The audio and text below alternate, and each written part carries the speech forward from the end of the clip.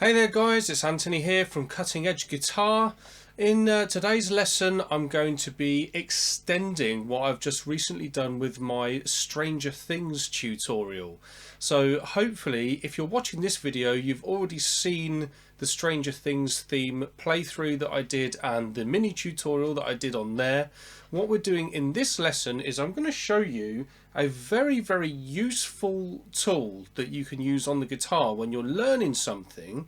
If you've seen a tab or if you've seen a tutorial like mine where you've found some notes how to play a riff or a theme tune or a song that you're playing and you're going, I don't really like where that's been shown on the guitar. I want to show you how to move things around so that you can extend the fretboard, play in lots of different places, and also perfect your technique or get better. So one of the things that I get asked about by students all the time is, I just want to get better. What can I do to get better? Well, when you're actually like a beginner, early stages of playing your guitar, you've got to be having some fun, okay? So there's nothing wrong with learning something like the Stranger Things theme tune or anything like that. There's only a few notes in the Stranger Things theme tune.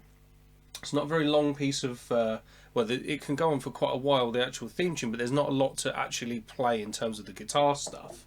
But it can be good for you because when I show you how to play it in lots of different ways, you'll be working on different picking, different fretting angles, learning where the notes live on the guitar, so it's really useful.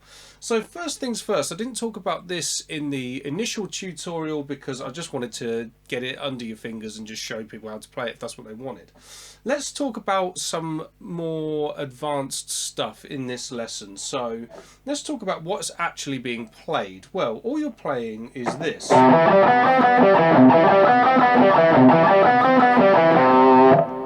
Now that's not just some random notes. What that actually is something called a C major 7 arpeggio.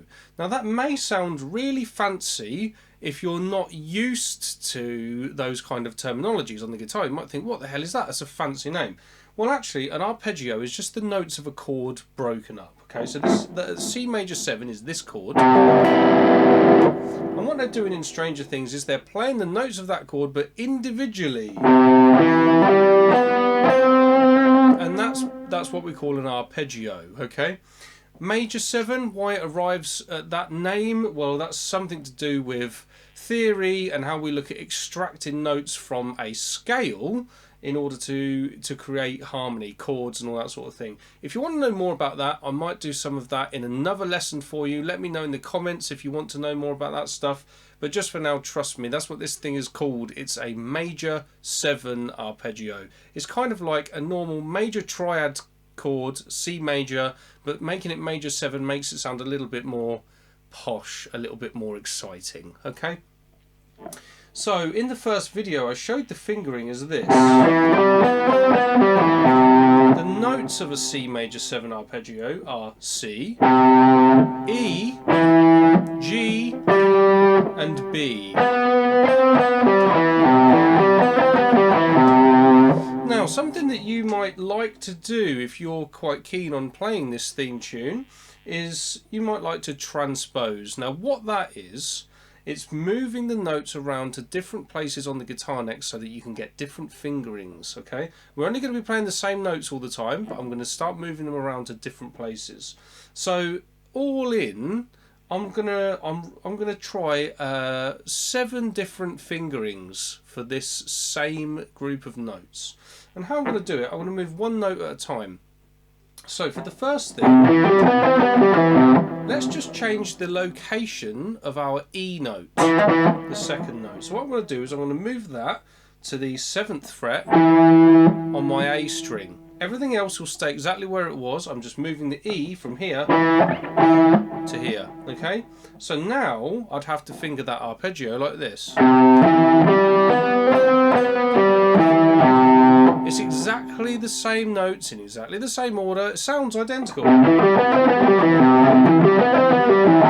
it's just a completely different way of fingering it. So that's what's called transposing, okay?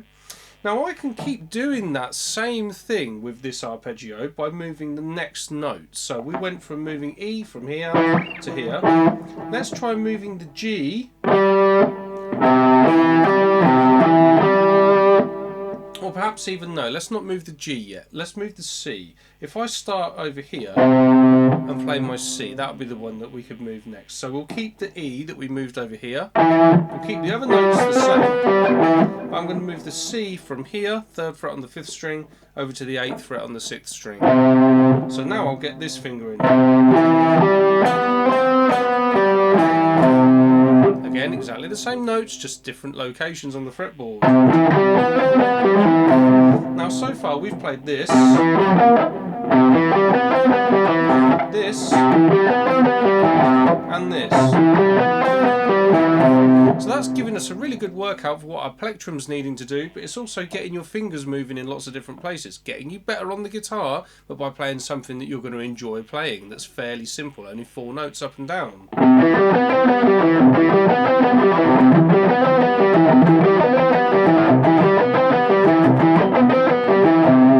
Okay, we can keep chopping and changing this further. So the next thing that I might do, I might move my B note to over here. I'm going to keep the C. So now I'm playing this.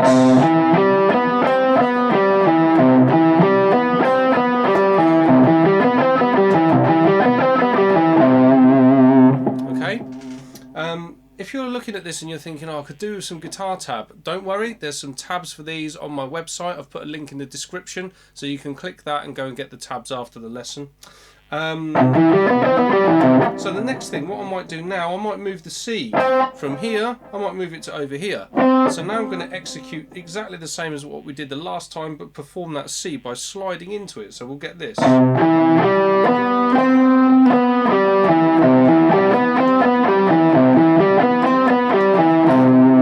So far we've played so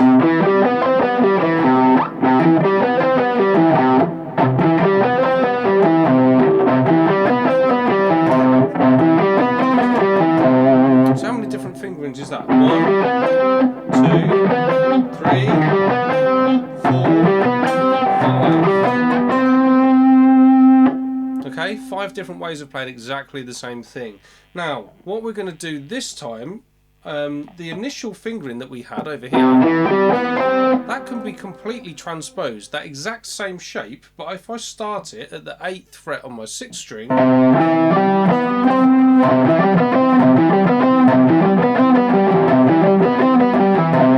so it's exactly the same shape, but I'm playing it up here. Now you might think, well, why would I want to do that? You've got different muting considerations. The frets are closer together up here. You might prefer just picking from the 6th string, so you haven't got to worry about hitting the open E string, which you might get that by accident down there. So there's lots of different reasons why you might want to move it around. You might just prefer the tone. Some people prefer the tone of like the fatter strings to higher strings or whatever. Finally, as well, where we moved to our second finger, that can also be done over here. So what I'm going to do now is I'm going to play through all 7 fingerings.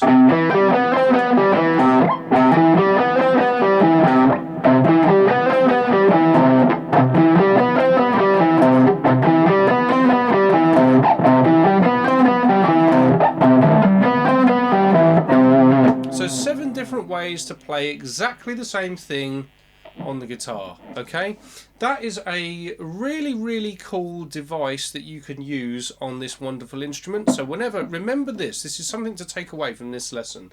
Not only is this loads of different ways to play, it might be your favourite theme tune from your favourite TV show, which is quite cool, a nice little challenge, loads of different ways to play it, loads of different picking and fingerings and that sort of thing. But also the really important lesson that you're learning here is how to move things around on the guitar to get easier fingerings or more preferable fingerings, something that you might like. Some guitar players might prefer that to that, and realistically it sounds exactly the same, doesn't it? So whatever works for you. But that's called transposing. So whenever you're looking at a tab, or if you've worked something out by ear, whatever it is that you're doing, and you're going, I can hear that that's the right notes, or I can see that that's the right notes from my music, but I'm not sure that I like that fingering. For me, find the other locations of those notes on the fretboard and find easier ways of fingering it. Okay guys, that's it for the lesson. Like I said, there are guitar tabs that support the tutorial. There's a link to those in the description. If you've enjoyed the lesson, please do like and share this to all your friends and subscribe to the channel so that you get more lessons like this when I do them. Okay guys, thanks very much for watching. Take care, and I will see you in the next lesson.